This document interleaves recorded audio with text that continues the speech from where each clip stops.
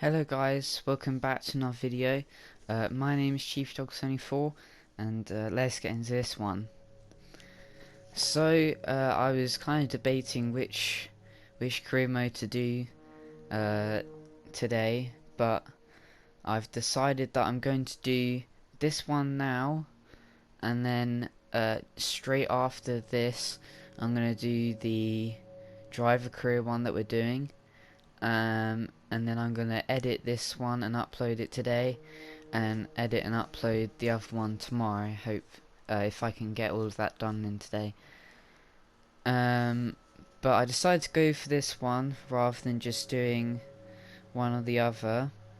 Decided to start with this one because I know it's been a while since I've done a video for this career mode, the My Team one. And also I know that today's one is going to be an exciting one. So let's manage this sponsor. Of course our German one has ran out, so let me just have a look at which one which one we should do. Quest. Complete a race with no DNS within the team. It's pretty similar to the other one that we had.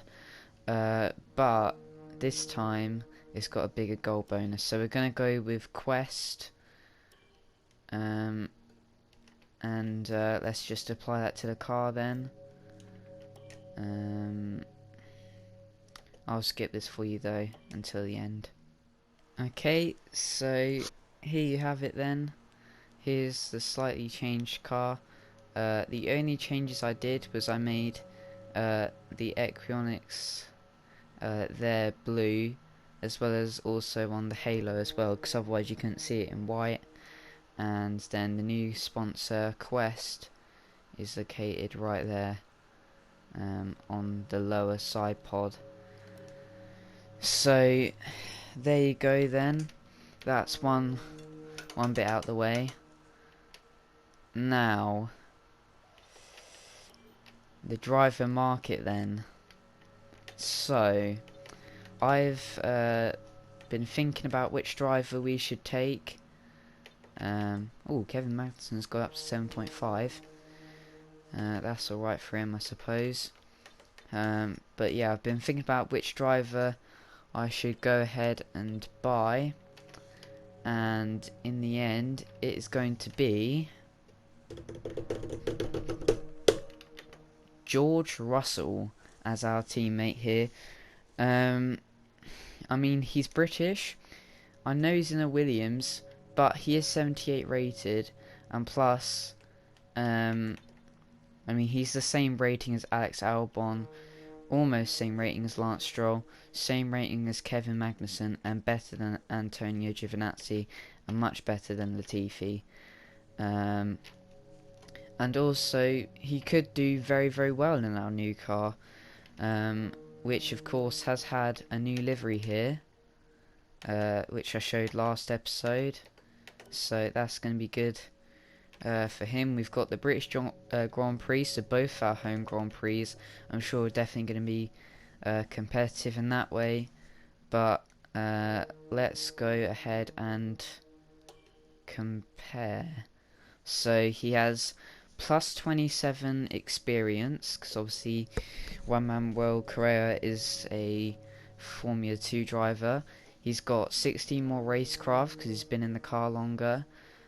He's got plus 24 awareness and plus 10 pace, so he is definitely going to be much better for the team here then.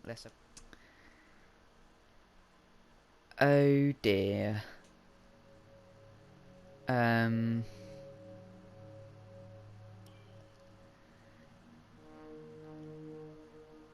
So he is not happy with the fact we haven't got any upgrades on the personal. When will this come in? 11th of June. I mean, that's fairly close, so okay. Apparently we're not getting Russell. I mean, what does Giovinazzi want? We have all the stuff for Giovinazzi.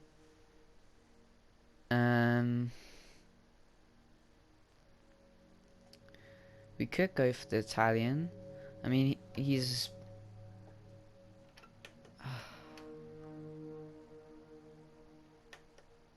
Oh, I actually can't not get out.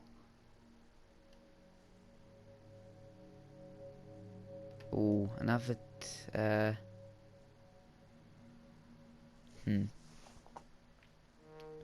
Okay, we'll take Antonio. Okay. Let's start. Let's go for small bid first. No, they've outbid us. Let's go for another large one. Well, for a large one.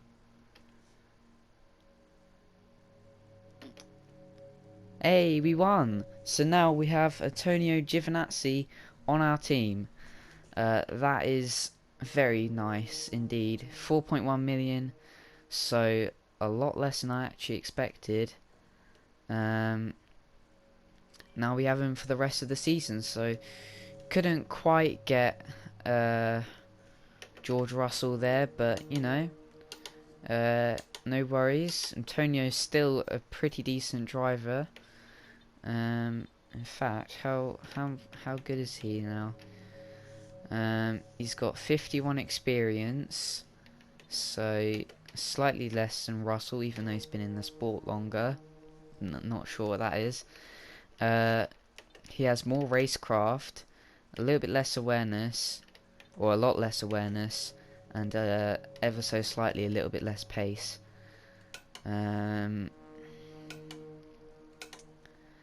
But yeah, I'm happy with that. That's pretty good for the team there then.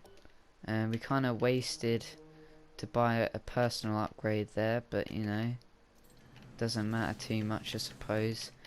Now we can't buy anything else there.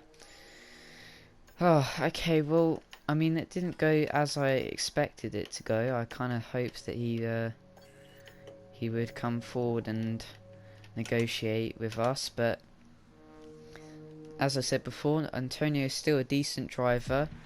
I mean, he is my... Oh, come on. We had a major issue on the production line earlier this week, so the entire development package for this weekend has failed. Check your R&D screen to order You're any joking. redevelopments.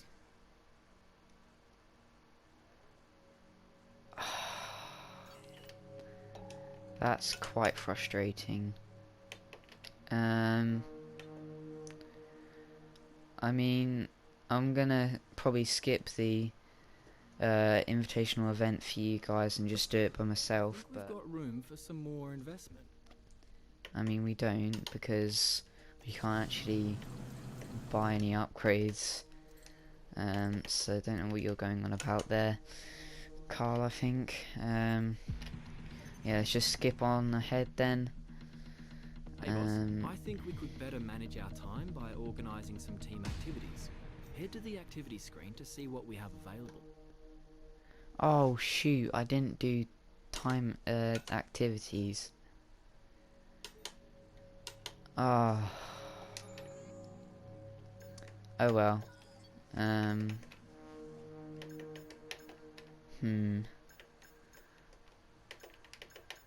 This is going to give us a big step ahead, this engine power.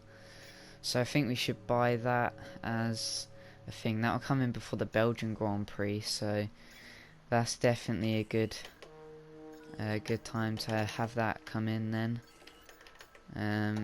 That upgrade failed, so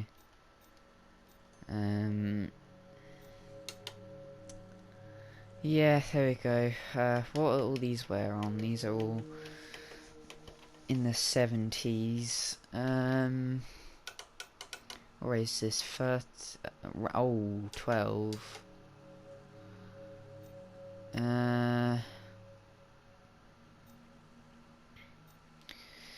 I mean, this is a really fast track, so we probably should switch these parts over and just fit them all in. like that. But let's go to the race weekend then for round number 12, and it's practice, so I'll see you at qualifying unless something interesting happens at practice. Hello, just really quickly, I forgot to mention who's now replaced Antonio Giovinazzi, and it is Nick De Vries, so a F2 driver there, now replacing Antonio Giovinazzi as their second driver, and of course there is the team leader Kimi Räikkönen there. But yeah, forgot to mention that one. And also we have a wet qualifying next, which you're going to just see now. So as one might have expected, I've only finished practice 1 of the other career mode. That doesn't matter now because we're going into the qualifying for Britain in the rain then. This is how I started out my lap. I had to slow down here because there was a car ahead and I didn't want to try and catch up to them and then screw my lap time, so had to wait a little bit there. But yeah, I'll try and record the rest of it tomorrow and then edit it tomorrow as well, depending on how much time I have. So yeah, otherwise it would make a little bit, it would be a bit weird for the video that I have tomorrow, because I refer to it about today, which is, you know, a little bit weird if it's not correct. But yeah, there you go. So there is our lap done and dusted. I go out for a second one just before qualifying finishes and everyone tries to rush out before the end. So we make a big improvement there, so either track got better or I got better in the wets. I'm not quite so sure, but nevertheless we come across the line in P7, and when qualifying finishes we come home in P9, so pretty decent. We'll have to see whether we can make any positions or not, but yeah, P9 pretty decent, split the McLarens, so happy days there. Teammates a little bit low, but that doesn't matter too much.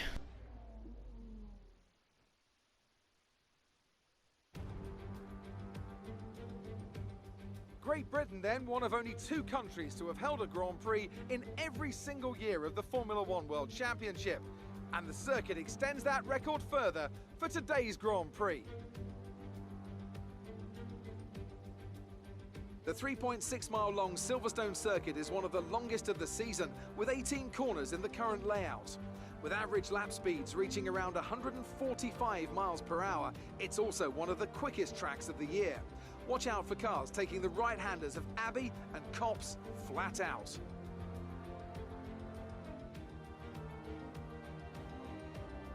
Alongside me to discuss all the action today is Anthony Davidson. Thanks for joining us, Ant, and tell me, you were down in the pit lane earlier. How do you think the track conditions are today? Well, the surface looks clean enough, but I'm a little bit worried about the track temperature. It's pretty cool out there, which could give some teams difficulties when it comes to keeping their tyres in the right operating window. The cars out there that work their tyres hard and really put a lot of energy through them, they'll be the ones that are better off.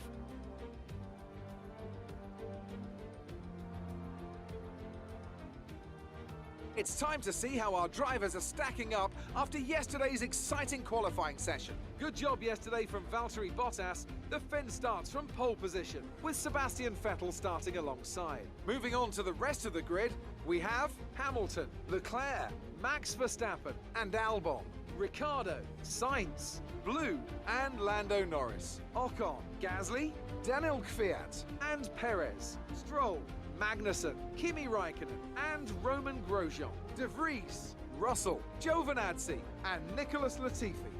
Which of these talented drivers will come out on top today? So then, It's your home Grand Prix, but treat it like any other race. Don't take unnecessary risks. well, some encouraging words from Jeff before we start, but these strategies, I think that the alternate strategy could actually work out if we switch it around and change it up a little bit, which is what I do. I'll just skip it ahead for you now, because it did take a bit of time, but we're going to start on mediums and finish on softs, doing 9 laps on mediums, 4 laps on softs. It is a bit of a ludicrous strategy, but you know, we've got to test these kind of things sometimes, and decided that we'd test it today. We'll have to see whether it will work out or not.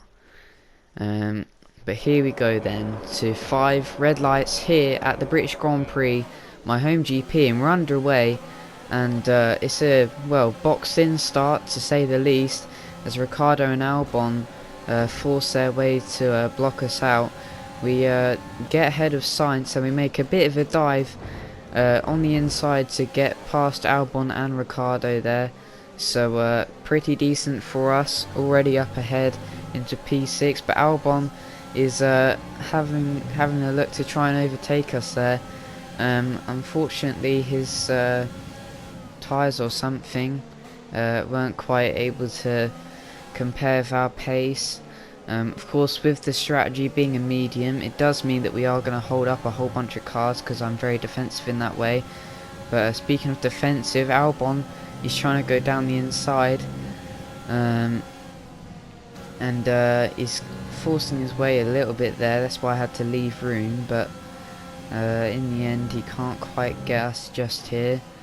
But yeah, as I was saying, since we're on mediums, we're going to be a bit slower than the other cars, which does mean that we're going to be holding them up more, which should hopefully favour us in the race, or when the first pit stops have done, because then hopefully I should be able to catch up to some of the other cars.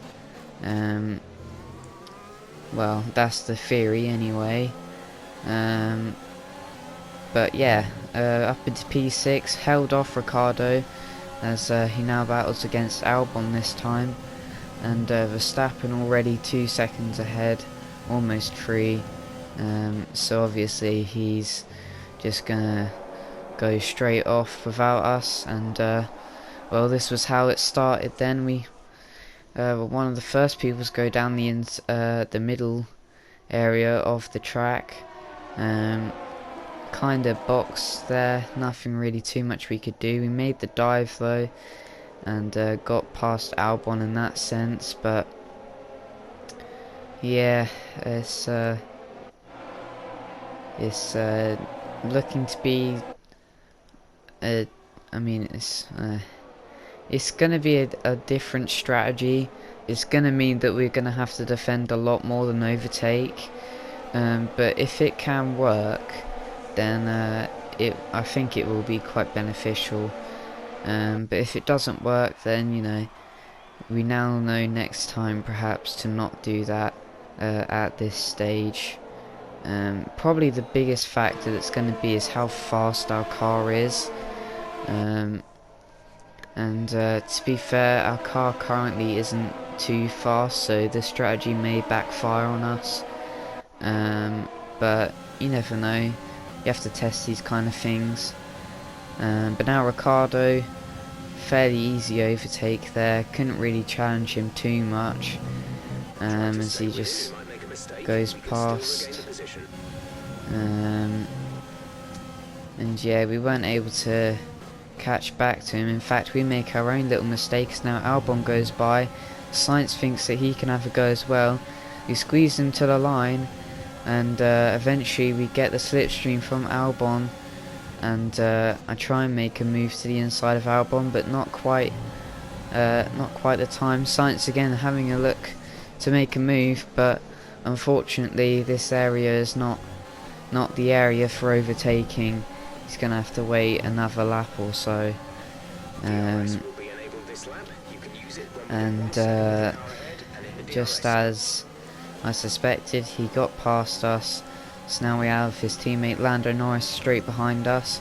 Lap 4 this is then, so I'd say about a quarter of the way through the race. Norris had a look there, but not quite able to make the move, and of course through this corner then, easy for him. He makes a slight tap with us actually. We're sticking with him, to be fair. We go down the inside, squeeze him out a bit. That was fairly close, I'd probably say, to him losing out there, but he's kept with it so far. So he's now battling Ocon, so Gap to car in front is 2.8 seconds. and yeah, as I suspected, Sainz starting to get away already. Ocon gets past Norris, and Perez also gets past Norris, so something must have went very, very wrong there.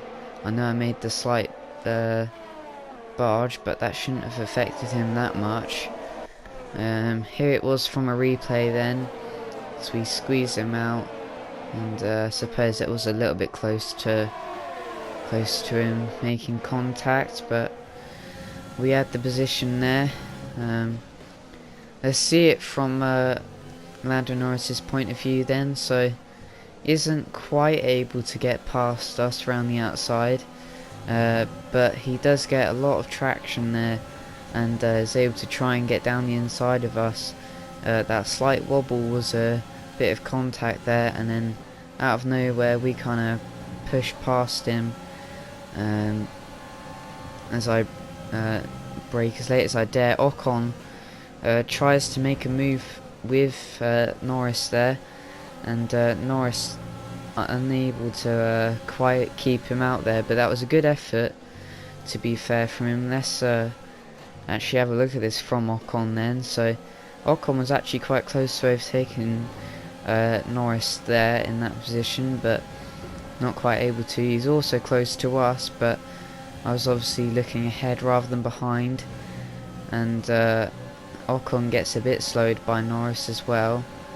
But Ocon, with little to no room there, is able to try and get past Norris there. Norris makes a bit of contact with him as they go back and forth, but eventually Ocon does get it done. So I'd probably say that's like move of the race there by Ocon. So good job from him, but now Ocon is looking to attack us. As he goes down the inside just as Norris did. Almost we collide, and we actually had some sort of freeze or something where I jumped ahead ever so slightly, but Ocon's still there. We catch the grass, making us slow. Ocon takes a slightly wider line there, and so do we at this corner, and now Perez decides he'd like to have a go. Norris is right behind Perez there then, and Gasly tries to make the overtake. We go very wide there, as I'm a bit cautious to hitting Ocon.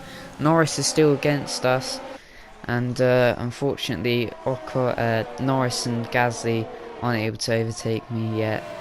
But yeah, this is the view from the cameramen then, as they watch on as we tried to fight back against Ocon. I just went a bit too inside on that corner and caught the grass, which made us slow down. And Perez, he had the DRS, so did we, but unfortunately a Racing Point is a bit better than Chief Motorsport at this current stage. And I forgot to show you this bit actually, but I tried to make another bit of a move, but the Racing Point of Perez is able to cover us off pretty well there. This is how it was for Ocon, so we actually made a almost slight contact there, so that was very close. Slight contact bit there. We keep it round the outside, which, you know, is a pretty decent overtake there, and we actually almost hit Ocon there. So I mean, the grass can be a bit dangerous here and there, but this was how it was for Perez, and he came back from a long way really, but I suppose our battle allowed him to catch up here, as yeah, just take the line a bit too inside there and again on here, and then Perez just powers through that corner. Not sure how he got the traction to do it, but he did there, so pretty good there. We tried and held it around the outside but couldn't quite. That corner's a bit unforgiving for people that try and go around the outside, and we tried to make a little dart down the inside but couldn't quite, because Perez positions his car very nicely there to defend us. This was how it was from Pierre Gasly then, our teammate in the other career mode then, and well, he kind of was a bit of a bystander here until this part where he got slipstream from us and almost overtook Norris there. Norris was just able to get his nose in, almost makes contact with us again, and Gasly has to stick behind as he watches on from me and Perez having a battle there. But Gasly does get past Norris in the end, and now once again on lap 6 Pierre Gasly tries to go round the outside, and so he does in quite nice style, so glad to have him as a teammate for one of our career modes, but not the other. But Jesus, we make a slide and a half there, almost cutting straight into Norris. That was good reactions there, perhaps a little bit bad on my part, but now Raikkonen is looking to make the overtake on Norris there then. I don't know how he was able to do that, still quite astounded after looking at it for a third time there. Not sure how he got the engine power, but he was able to get the power down there. Let's have a look at that. There was a lot of things to comment on actually, and accidentally forgot to cut that part out, but never mind. So yeah, here you go then. Pierre right around the outside. That was very brave from him, similar to what Albon had done in the real life Grand Prix at Silverstone, or one of them, I can't remember which one. But yeah, we just make that slide and almost go completely off the track. In fact, we make a small amount of contact with Norris, so it was kind of good that he was there, otherwise we probably would have ran straight off the track. But yeah, obviously perhaps a bit of an indication that we need to get the aerodynamics down, but yeah, here is how Pierre Gasly did it. Nice and easy around the outside, but that was pretty brave from him to do that. This was how it was from Norris's point of view then. So he was kind of got the popcorn out here as he watches on. He sees that I make a slight mistake, going inside again to grab the grass, and then he just comes out of nowhere. I hit the grass, and that was pretty close there. I try and get back now on this bit, so the mistake didn't quite cost us, and Norris was unable to make the overtake. But let's have a look at how it was from Raikkonen then.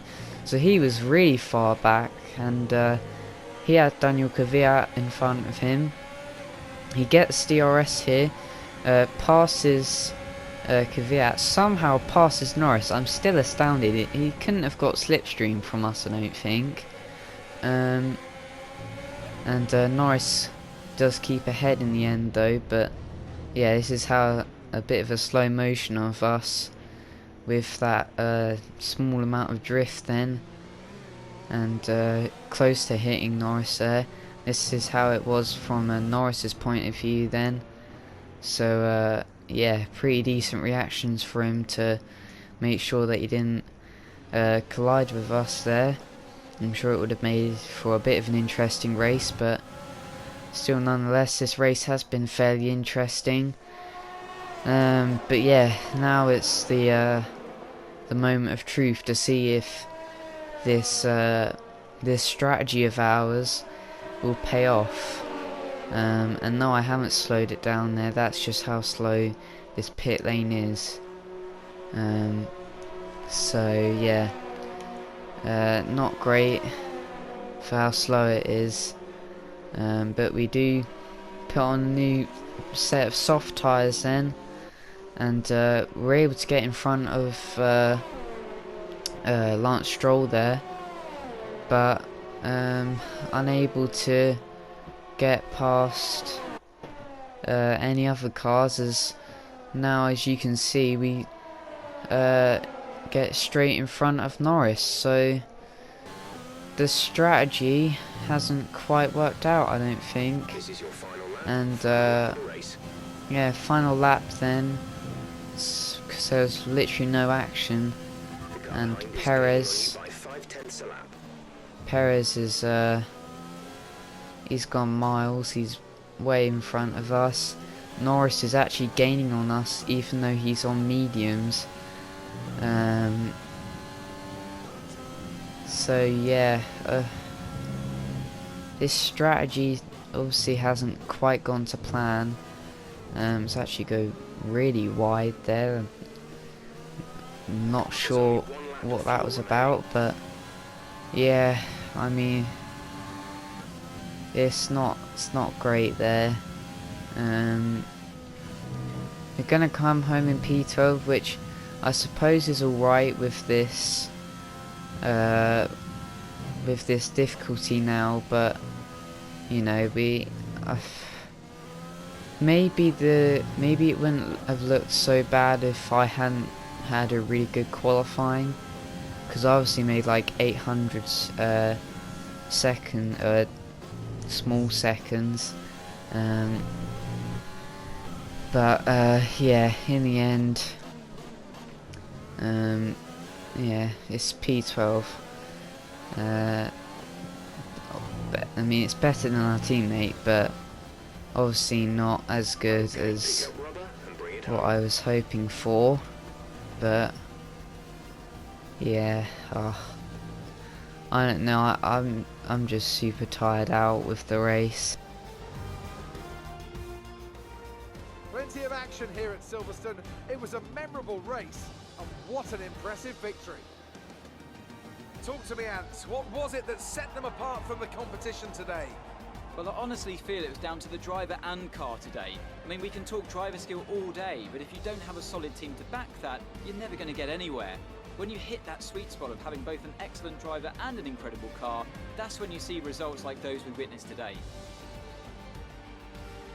After an excellent performance at the Grand Prix, I'm sure there'll be plenty of celebrations tonight amongst the Mercedes team, and they certainly deserve it.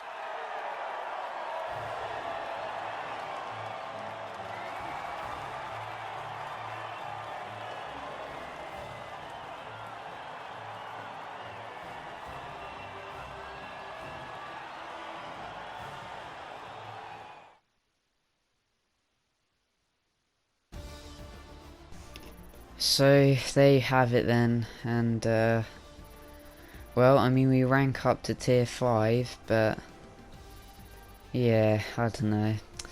It was an alright race. Maybe if we had kept with the right strategy, we could have done a bit better, but you know, it's not that bad. Giovinazzi actually did a lot better. I don't know how Daniel Kvyat went so down the order there. Pretty sure he was fairly close to us. Maybe his strategy also was horrendous. But yeah, Pierre into the points then, so I'm alright for him. But yeah, we dropped down the order to 6th then, and Renault and McLaren get ahead of us there. And Racing Point aren't too far behind either, so we are going to drop down to the bottom of the midfield, which is where we should be, but it's not exactly the best result, because obviously I want to win. I'm not just here to take part really. I want to try and get some podiums and stuff, which of course I can do with like 0% AI, but why would I want to do that? There's no challenge in that way. Got Claire again though, so I mean, yeah, I mean, I had some control of the car, but in that part it wasn't too good.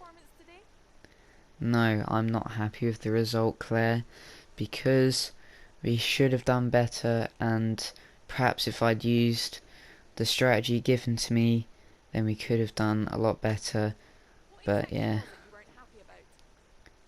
Well, I don't actually want to make any engine or thing department unhappy, so no comment there. And it wasn't really their fault, it was kind of ours for doing the wrong strategy. Great. Well, that's everything. Thank you, Claire. So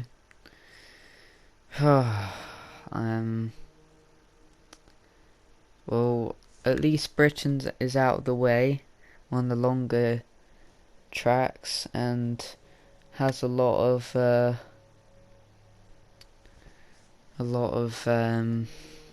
overtaking areas.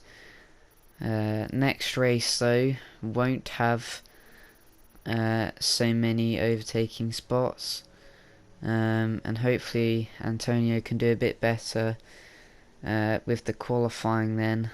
Somehow we still get all the sponsors, but I don't know, it's a bit of a glitch, but it doesn't really matter. Now we have lots of money for the next Grand Prix, which will be Hungary, where there's literally going to be no overtaking at all, so really ecstatic to do that one. But yeah, anyway, so I don't know, this episode hasn't been as I hoped how good it would have been. I really wanted George Russell as a teammate, and the strategy that we did turned out to be pretty rubbish. And yeah, it's just quite tiring.